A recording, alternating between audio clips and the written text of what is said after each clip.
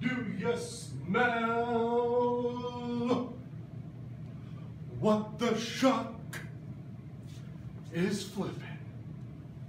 Welcome to Mr. Shuck's Flipped ELA. I would like to take a minute to explain to you what we are doing here today. The idea behind a flipped classroom is to reduce homework time and better utilize our classroom time. So for Mr. Shuck's first flipped ELA lesson, here is what we are going to do. We are going to take 10 to 15 minutes tonight at home to introduce our next short story, instead of taking 10 to 15 minutes of class time to introduce the short story. The idea behind this is that when you arrive to class tomorrow morning, you should have an understanding of the necessary background information that goes along with our short story. That will give us the opportunity to better utilize our class time in order to move through our short story at a faster pace. There will be a few things that you will need in order to be successful for this flipped lesson. Number one, you will need your talking to the text paper, which you should have taken with you from school tonight. Number two, you will need your journal, which you should have with you at all times. And number three, you will need a writing utensil. Feel free to pause the video at any time in order to better understand it, in order to take a minute or two and copy down definitions. You can rewind at any time and watch the video as many times as you would like. So, as I said earlier, we're going to start with the introduction of a new short story. So the first thing that we should do is take our talking to the text paper and fill in the title, author, and page number of our new story. Our title is The Smallest Dragonboy. The author is Anne McCaffrey, and it begins on page 46 and ends on page 61 in your textbooks. Take a minute to pause the video and write in the title, author, and page number at this time. Now that we have the title, author, and page number written in, we are going to focus on the academic word section in our talking to the text paper. Remember that when we add an academic word to our academic word list, it becomes fair game from now until the end of the school year.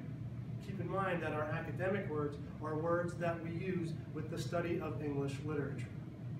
So the first academic word that we are going to add today is character. A character is a person or thing that takes part in the action of a story. Take a moment to copy down the definition of the word character.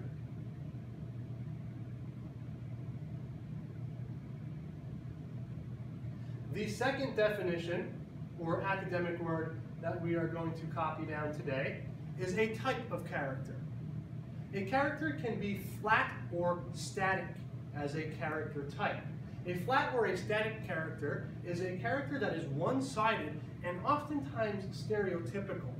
This character does not change as the story progresses. Remember that if something is stereotypical, it is an oversimplified belief or idea about something or someone, and it is commonly believed by many people. It is not necessarily something that is true. Take a moment to copy down the definition of a flat/static character in your academic word section.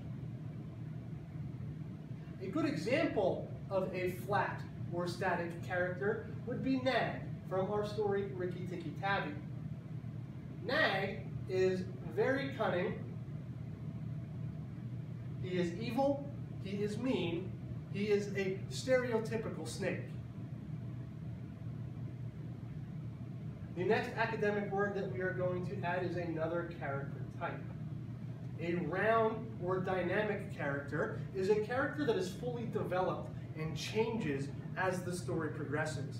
Round or dynamic characters are much more believable and realistic.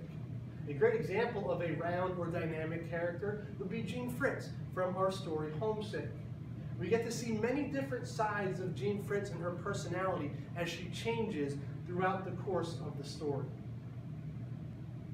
Now that we have our academic words added to our academic word list, we're going to move forward and start to make some personal connections to the story that we are about to read. So I want us to take a minute in our journals and write down a one-sentence definition of the word underdog.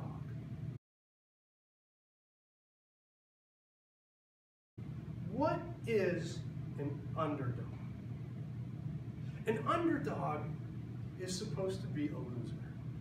An underdog is someone that is not supposed to win. As a society, we tend to root for the underdog, and we do this for several reasons. Number one, we feel like we can relate to underdogs. We feel like we have the same attitude as an underdog. When we see an underdog win, it makes us feel better about ourselves. Oftentimes we think, hey, if an underdog can do it, so can I. So we're going to take 5 minutes of writing time in our journals to write about a time when we felt like an underdog. You may need to think for a minute or two first. Try to remember a time in your life when you felt like you were not supposed to win, when you were supposed to be the loser. If you're struggling with this and you can't think of a time when you felt like an underdog, maybe you can think of a time when one of your favorite sports teams was the underdog. Maybe you can think of a movie such as Rocky or The Little Giants and write about that as an example of an underdog. Take 5 minutes of writing time now.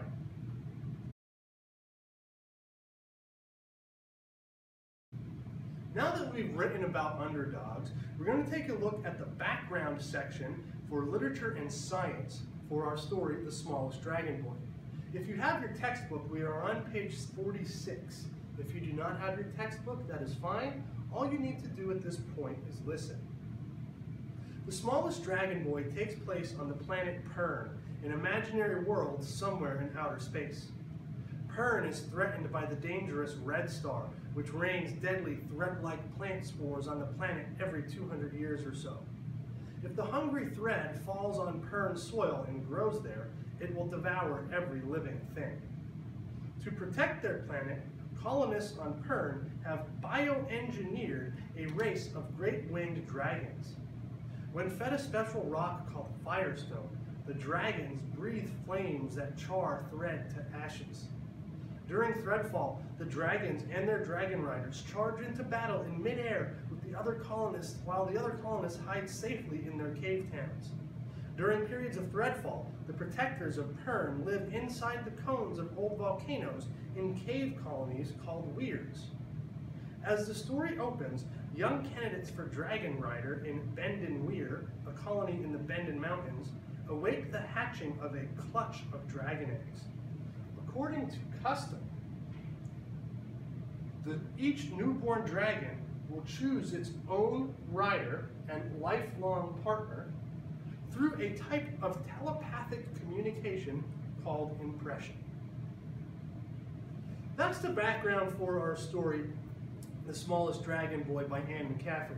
You may have noticed that as I was reading through this section, I brought up 2 definitions. We're going to add these words and their definitions to our cool words section. Remember that the cool words are usually words that we just find out that are kind of cool or unique in each story that we read. In this case, we are going to add definitions for these 2 particular cool words. So again, the first word is bioengineer. This is a verb which means to design or build something that is biological or living.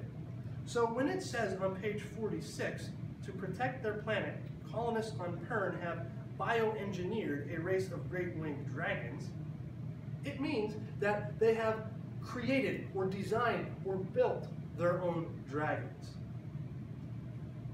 The second word that we are going to add to our cool words section is clutch.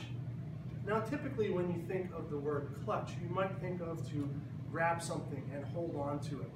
This is not the case for our definition of this word. Clutch, for this example, is being used as a noun, and in this case, it is a group of fertilized eggs, particularly a group of fertilized dragon eggs.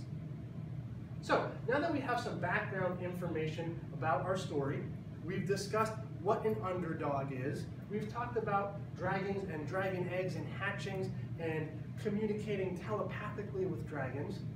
let's take a moment, get the idea wheel spinning inside your head, and write down a prediction for this story in your prediction section.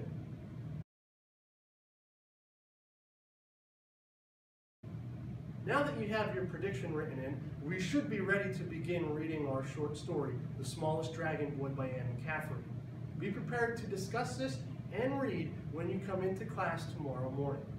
Don't forget to like, subscribe, and follow my new YouTube page.